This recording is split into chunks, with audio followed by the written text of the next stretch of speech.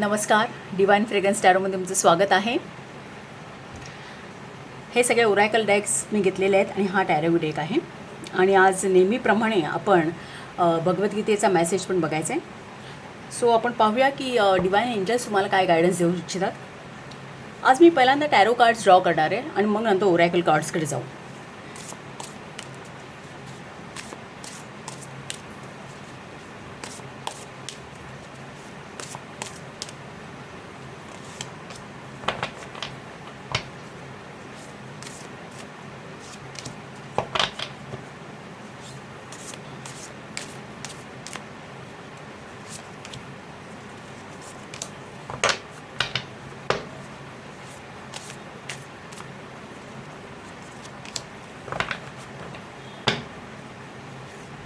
अजून एक कार्ड घेऊया आपण. आणि bottom of the deck the king of pentacle आहे.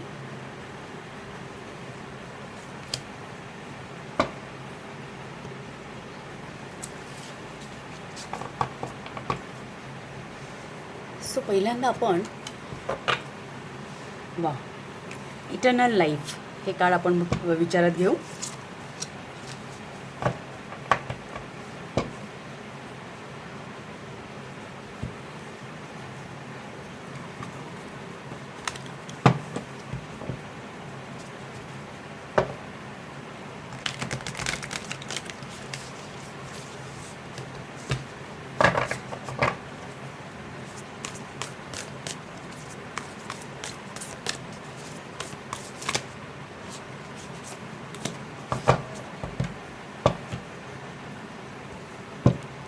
हा ताओ ओरॅकल डेक आहे.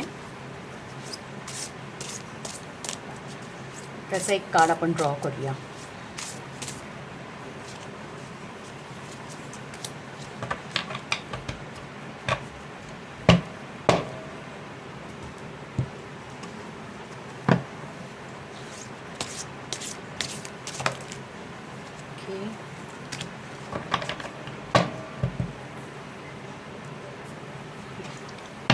प्लॅनेटरी ऊर्जा पण पाहिजे आपण. सो ही काही कार्ड्स आपण ड्रॉ केलेली आहेत. आता आपण एक एक करून सगळी कार्ड्स पाहूया. फर्स्ट ऑफ ऑल हे इटर्नल लाईफ हे एक आपल्याला भगवद्गीतेचं कार्ड आलेलं आहे. दुसऱ्या अध्यायातला 12वा श्लोक आहे इटर्नल लाईफ.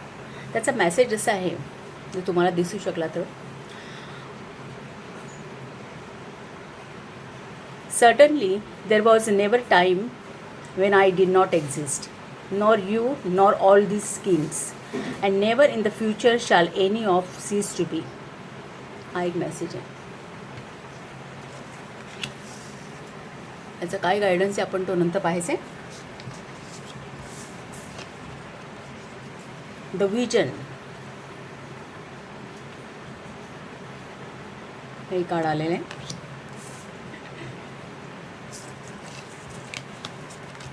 ताओ ओरॅकलचा मेसेज आपल्याला the taming power of the great आहे. आणि त्याचे कीवर्ड्स जे आहेत ते self discipline, concentration, strengthen your character from within, self awareness, realising potential हे असे त्याचे कीवर्ड्स आहेत तिथे.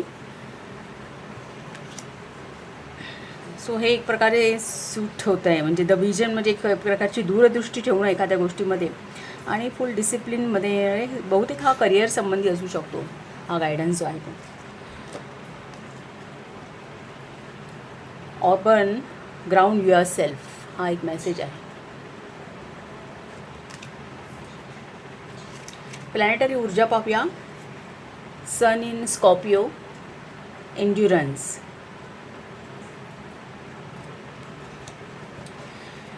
आता आपण एक एक करून टॅरो कार्ड्स बघूया. King of pentacle bottom of the deck आहे. 4 of swords, the full,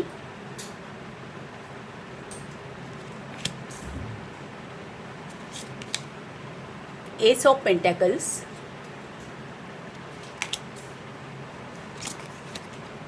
king of cups,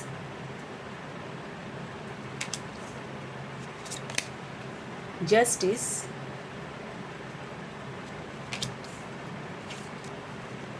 the empress and bottom of the day king of pentacles. So he cards आहेत.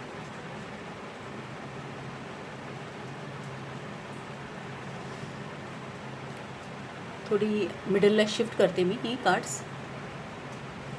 आता ही कार्ड्स तुम्हाला प्रॉपर दिसत असतील.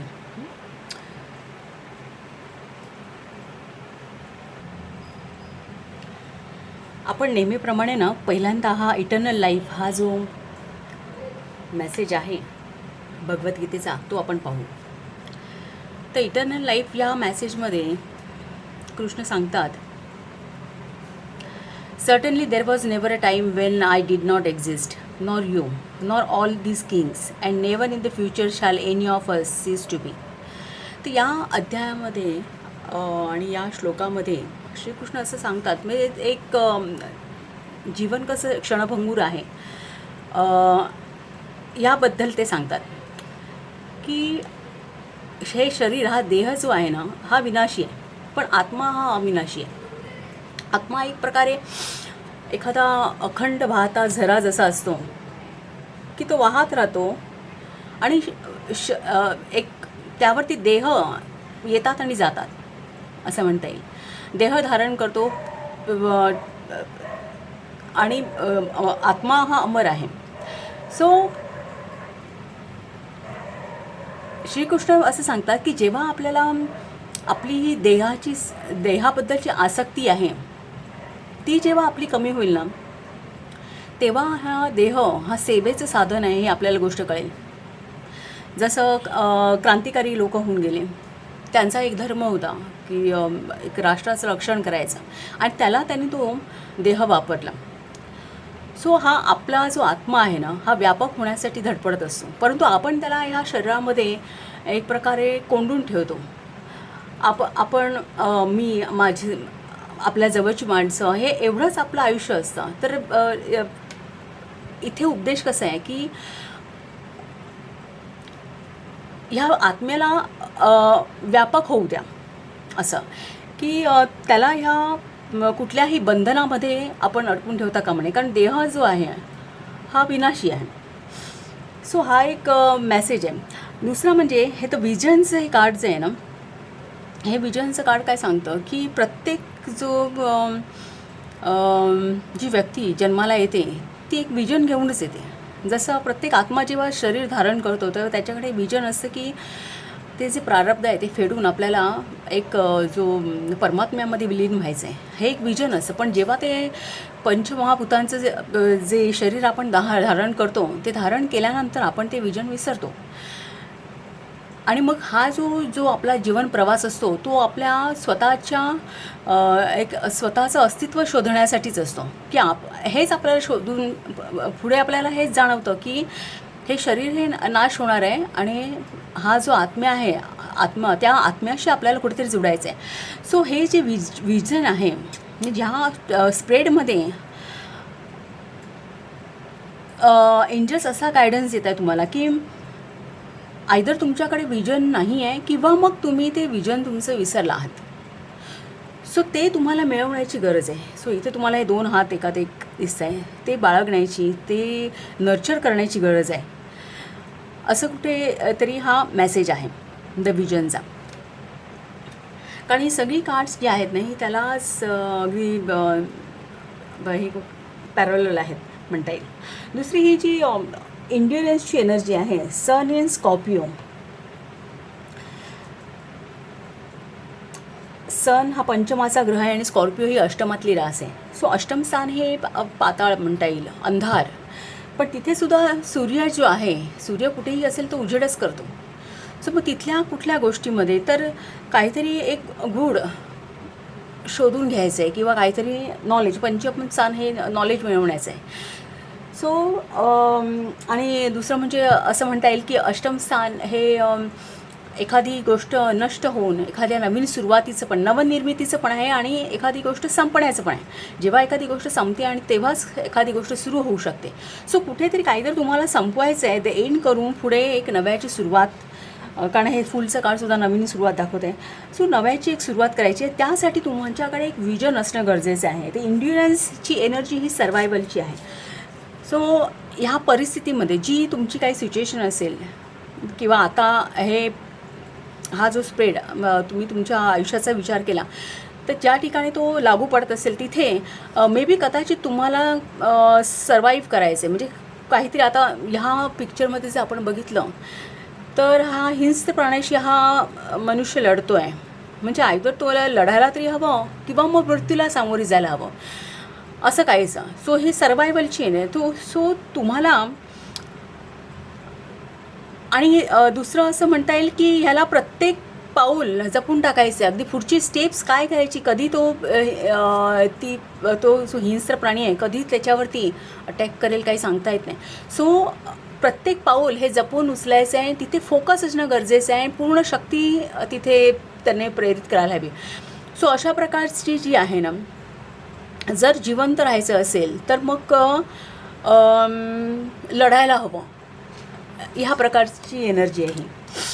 So तुम्हाला जर पुढचा प्रवास जो करायचा आहे तुमच्या लाईफमध्ये किंवा जी काही सिच्युएशन असेल ती त्यामध्ये तुम्हाला एक समोर विजन असणं गरजेचं आहे आणि ती विजन ठेवून मग तुम्हाला पुढे जायचं आहे. पण त्यासाठी मग 4 ऑफ सोर्सचं कार्ड तुम्हाला असा गायडन्स देतं की तुम्ही या रोजच्या धकाधकीतून थोडं बाहेर या, तुमच्या रोजच्या विचारातून. कारण हे सोर्स हे विचारावरती कार्य करतात आणि हे सोर्स एकच कार्ड इथे दिसते.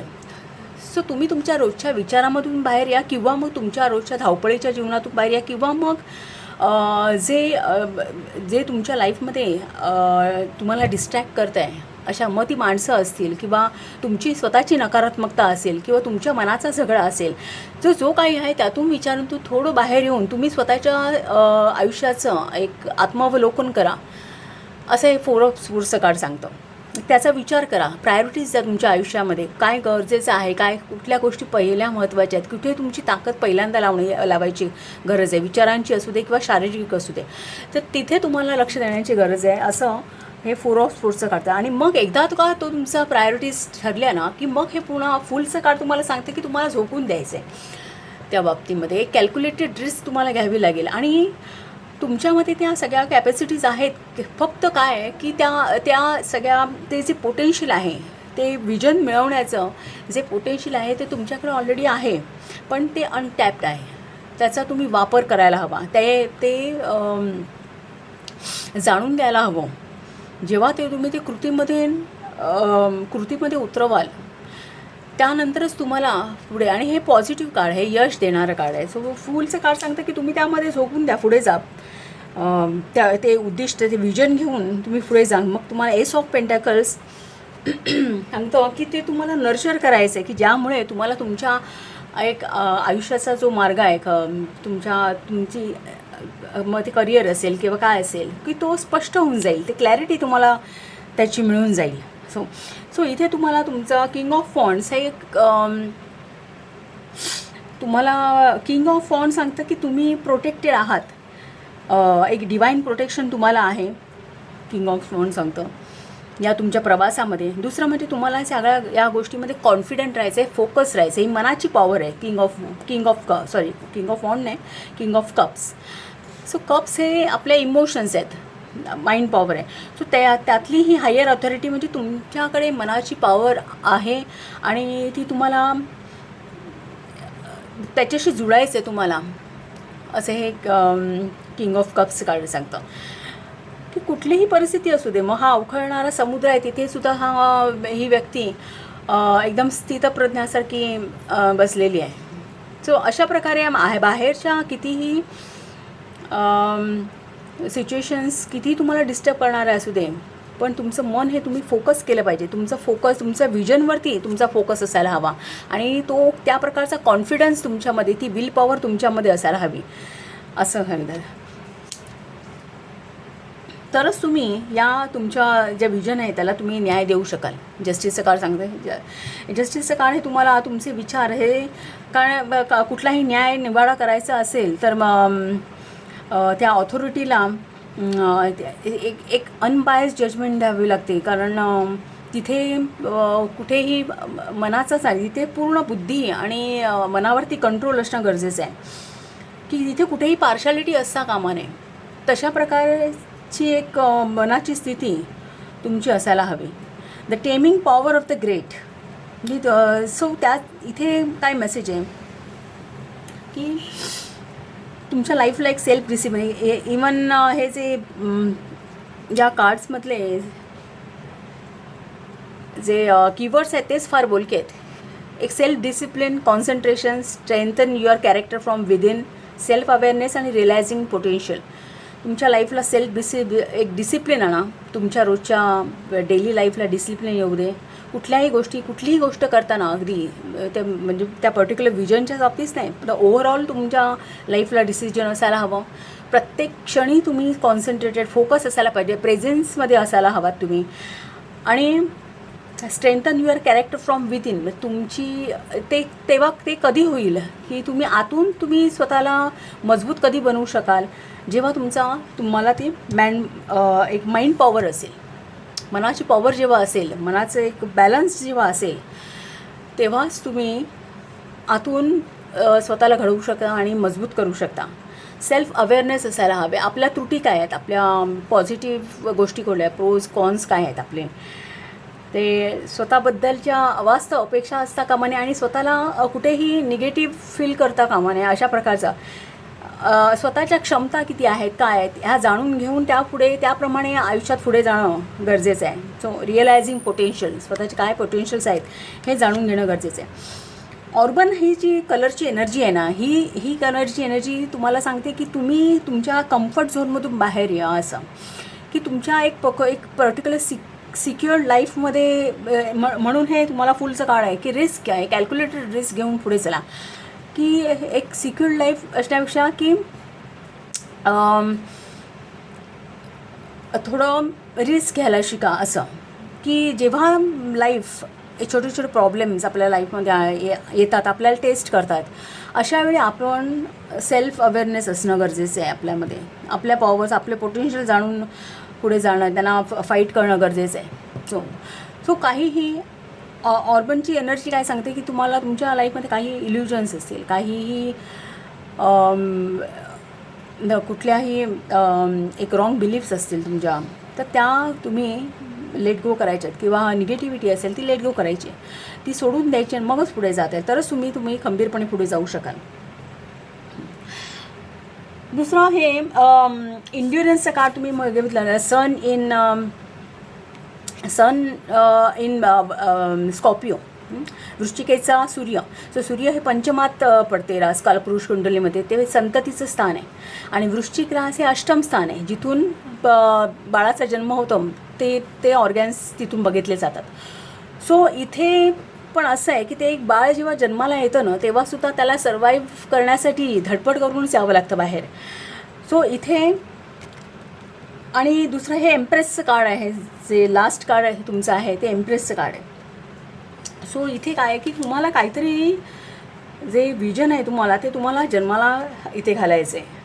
एक त्याला त्या ॲक्शनचं कार्ड आहे एम्प्रेस. एखादी गोष्ट प्रत्यक्षात उतरवणं, आपले जे इमोशन, आपल्या इच्छा आकांक्षा आहेत त्यांना एक वास्तविक स्वरूप देणं, हे एम्प्रेस दाखवतं. त्यामुळे मग ते तुमचं जे आहे जे सध्या गूढ आहे, सो एक डिवाईन टाईम यायचं आहे.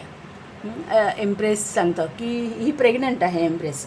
सो तो बाळ जेव्हा जन्माला येईल, ती वेळ अजून आलेली नाही आहे, तो एक डिवाईन टाईम यायचा बाकी आहे. पण त्या दिशेने तुम्हाला प्रवास करायचा आहे आणि ते तुमचं जे विजन आहे ते प्रत्यक्षात तुम्हाला उतरवायचं आहे, असं ते एम्प्रेसचं काढतं. सो हे लास्ट कार्ड आहे तुमच्या इथे. Bottom of the deck king of pentacle हे थोडंफार तुम्ही थोडंफार रिलॅक्स आहात असं सांगतात. किंग ऑफ पेंटाकल ही ऑथॉरिटी आहे, त्यामुळे एक असं म्हणता येईल की ज्या गोष्टींची गरज आहे तुम्हाला हा विजन पुढे नेण्यासाठी, ते सगळं काही आहे. हा एक म्हणता येईल की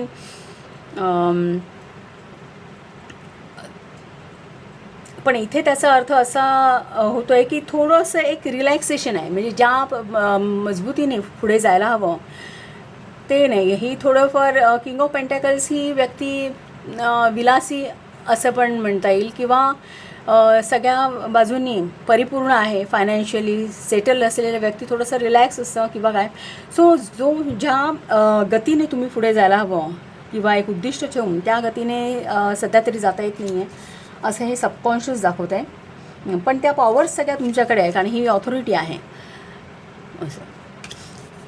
सो हा एक गायडन्स इथे मला दिसतो आहे की या कुठल्याही देहबंधनामध्ये स्वतःला अडकवून ठेवू नका. मध्ये इथे याचा अर्थ असा येईल की तुम्ही या छोट्या छोट्या लाईफच्या प्रॉब्लेम्समध्ये स्वतःला अडकवून हे ठेवू नका. एक तुमच्या जे आत्म्याला पुढे काहीतरी मिळवायचं आहे, काहीतरी व्यापक व्हायचं आहे, तुम्हाला स्वतःला जिथे व्यापक व्हायचं आहे तिथे तुम्ही धडपड करा, असा या आपण इटर्नल लाईफचा आपण अर्थ जोडू शकतो. असं की तुम्ही तुमच्या भौतिक गोष्टीमध्ये ही किंग ऑफ पेंटॅकल्स ही भौतिकता आहे. सो त्या भौतिकतेमध्ये तुम्ही अडकून न राहता एक विजन तुमच्याकडे असू दे काहीतरी मिळवण्याचं, आणि त्या दृष्टीने पुढे धडपड करून जाणं हे तुम्हाला करायचं आहे. सो हा एक गायडन्स मला ह्या स्प्रेडमध्ये दिसतो आहे. तुम्हाला रीडिंग आवडलं असेल तर शेअर करा, चॅनलला सबस्क्राईब करा. थँक्यू.